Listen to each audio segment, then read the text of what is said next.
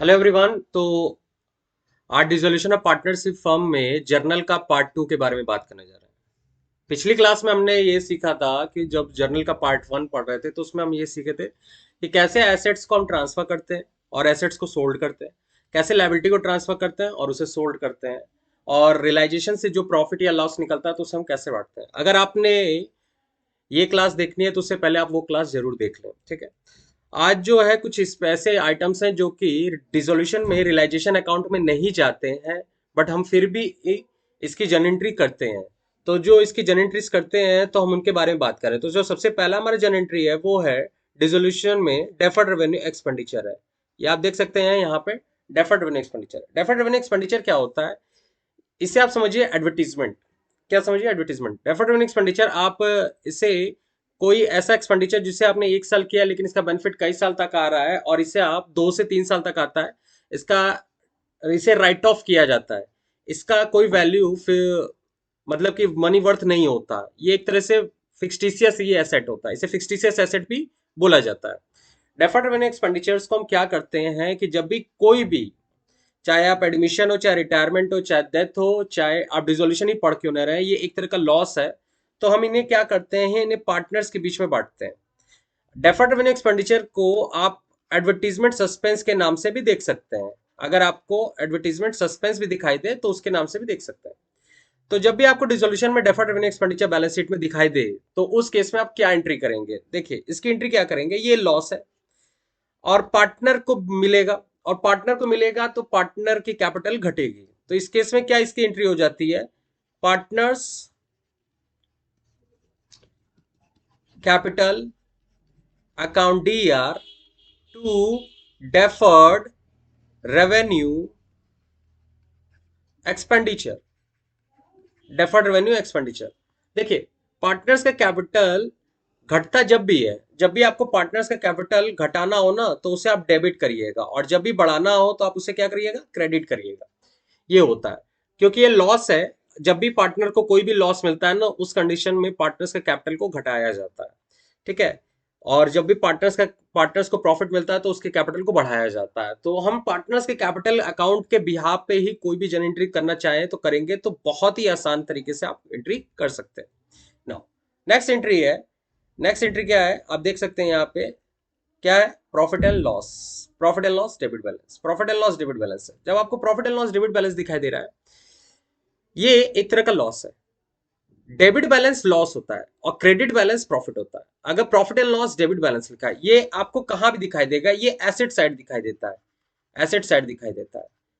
अगर profit and loss debit balance आपको दिखाई दे रहा है या जनरल में या आपको बैलेंस शीट में, तो इस कंडीशन में ये लॉस है। इस कंडीशन में भी क्या होगा? पार्टनर्स का कैपिटल क्या होगा? घटेगा। तो जब पार्टनर्स का कैपिटल घटेगा तो क्या एंट्री हो जाएगी? Partners capital account D R to profit and loss account. Profit and loss account. जब भी पार्टनर्स को जब भी कोई लॉस दिया जाता है तो पार्टनर्स का कैपिटल घटता है, तो उस केस में पार्टनर्स का कैपिटल डेबिट हो जाएगा और प्रॉफिट एंड लॉस क्रेडिट हो जाएगा, क्योंकि इसका डेबिट बैलेंस है। तो जब इसे आप राइट ऑफ कर रहे हैं ना, तो इसे आप क्रेडिट कर रहे हैं। जब भी हम किसी चीज को किसी अकाउंट में ट्रांसफर करते हैं, कोई भी बैलेंस हो, जैसे डेबिट बैलेंस, कोई चीज ट्रांसफर किसी अकाउंट और किसी और अकाउंट में ट्रांसफर हो रही होती है, तो उस समय हम उसे क्रेडिट करते हैं। और जब कोई किसी का बैलेंस क्रेडिट होता है और तब हम उसे ट्रांसफर करते हैं, तो हम उसे हम डेबिट करते हैं, ठीक है। नाउ अब आते हैं, बात करते हैं आपको नेक्स्ट पॉइंट की बात करते हैं, profit and loss credit balance की। देखिए, profit and loss credit balance की। Profit and loss credit balance, देखिए, profit and loss debit balance loss होता है, लेकिन profit and loss credit balance क्या होता है आपके लिए? प्रॉफिट होता है। और जब भी पार्टनर को प्रॉफिट मिलेगा, उस केस में पार्टनर्स का कैपिटल क्या होगा? बढ़ेगा। और जब भी पार्टनर्स का कैपिटल बढ़ता है तो हम उसे क्रेडिट करते हैं। तो यहां पे देखिए, टू पार्टनर्स कैपिटल अकाउंट करिएगा और profit and loss debit balance को, ठीक है, क्रेडिट बैलेंस को डेबिट करिएगा। प्रॉफिट एंड लॉस अकाउंट किस रेशियो में सर? Old ratio. तो सॉल्यूशन में न्यू रेशियो कुछ होता नहीं है, जो गिवन रेशियो होता है उसी को हम मोल रेशियो भी बोल रहे हैं। डिसोल्यूशन में एक ही रेशियो होता है, कोई दूसरा रेशियो नहीं होता है। नाउ अगर आप यहां पे देखेंगे, एक और एंट्री है general reserve, reserve fund and contingency reserve. General reserve, contingency reserve and reserve fund आपको दिखाई देता है। अगर आपको जनरल रिजर्व, कंटीजेंसी रिजर्व और रिजर्व फंड दिखाई देता है तो आप क्या करेंगे, इन्हें रियलाइजेशन अकाउंट में ट्रांसफर मत करिएगा, क्योंकि ये पार्ट ऑफ द प्रॉफिट होता है। और ये क्या होता है, इन्हें हम पार्टनर्स के बीच में बांटते हैं, क्योंकि ये रिलाइज तो होने वाले हैं नहीं, इन्हें हम क्या करते हैं, पार्टनर्स के बीच में बांटते हैं। और जब ये प्रॉफिट है, ये पार्ट ऑफ द प्रॉफिट है, ये क्या है, पार्ट ऑफ प्रॉफिट होता है, क्योंकि इसे क्रिएट भी पार्ट प्रॉफिट से ही किया जाता है।